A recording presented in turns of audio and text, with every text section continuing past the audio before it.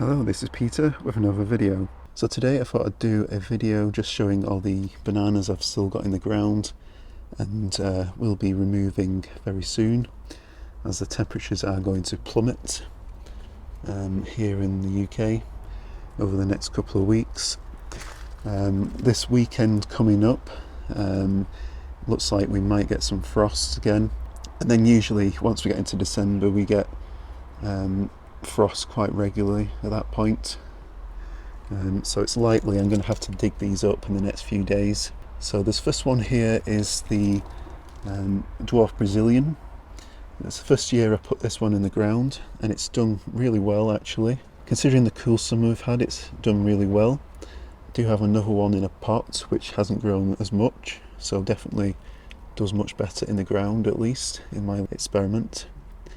I think I could have got more growth out of the other one if I'd planted it in a bigger pot, but yeah, definitely do quite well in the ground.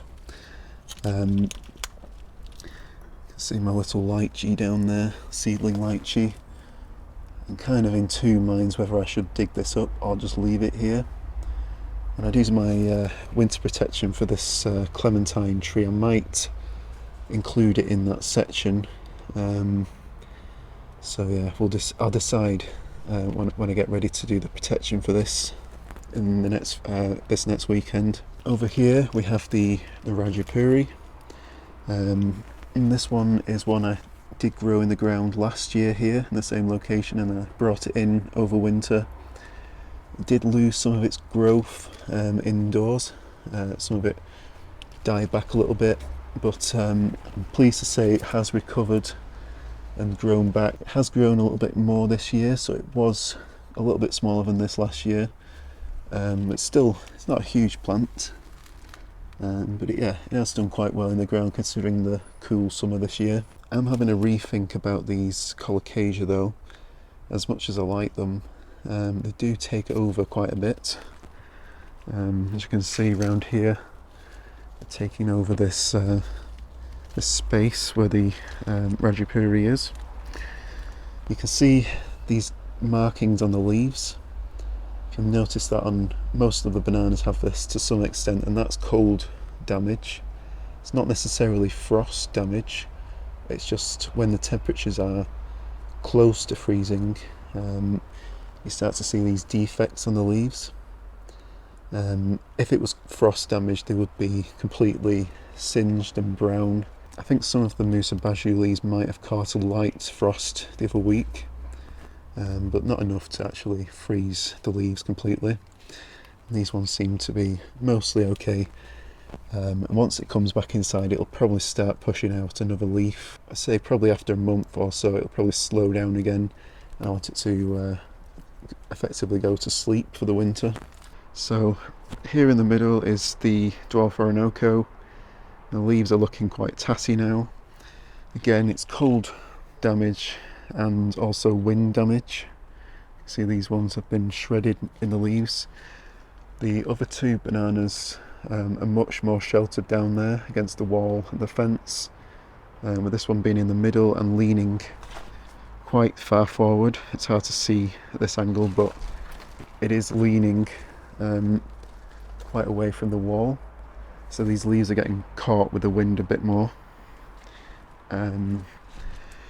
Has grown reasonably well this year in the ground. It would have done much better if we had a warmer summer, of course.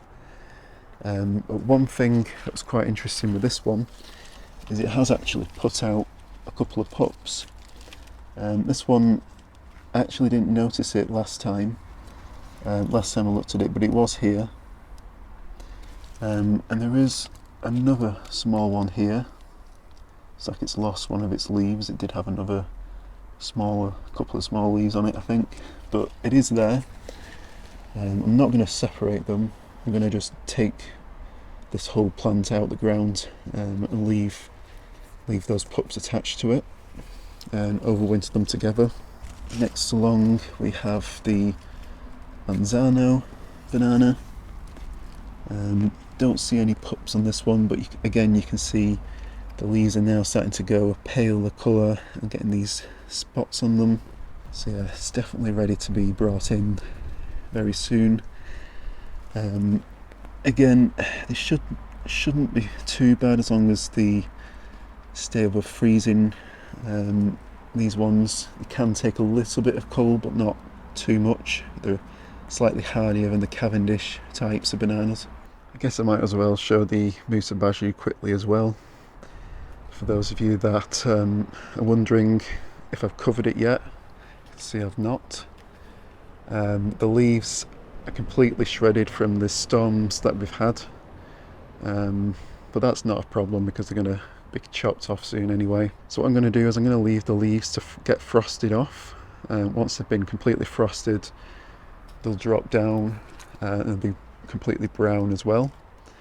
And at that point, assuming we don't have any seriously cold weather, I'll chop them off and then start wrapping the stems up. Again, Musa baju can definitely take some frost. We can probably leave these unprotected down to at least -3 or 4, possibly even lower in some favoured microclimates. I wouldn't want to risk it in my garden though. I'd love to be able to get one of these plants to produce a flower, so I'm not taking any chances. Even if we have a mild winter, I'm going to wrap these until I get some flowers from them. It's possible in the future I might not protect them, but certainly this winter I'm going to be protecting them anyway. And I'll do a full video on the winter protection for the Musa baju this year, probably in the coming weeks. I'm not sure exactly when I'll end up getting around to doing it, as it's a bit lower on my priorities. I've got citrus and some more tender plants that need taking care of first. Over here we have the second Raj Puri banana. Again, it's not grown a huge amount this year, but it's done okay. Definitely showing some signs of cold stress now. It's still growing though, but it's going to be incredibly slowly.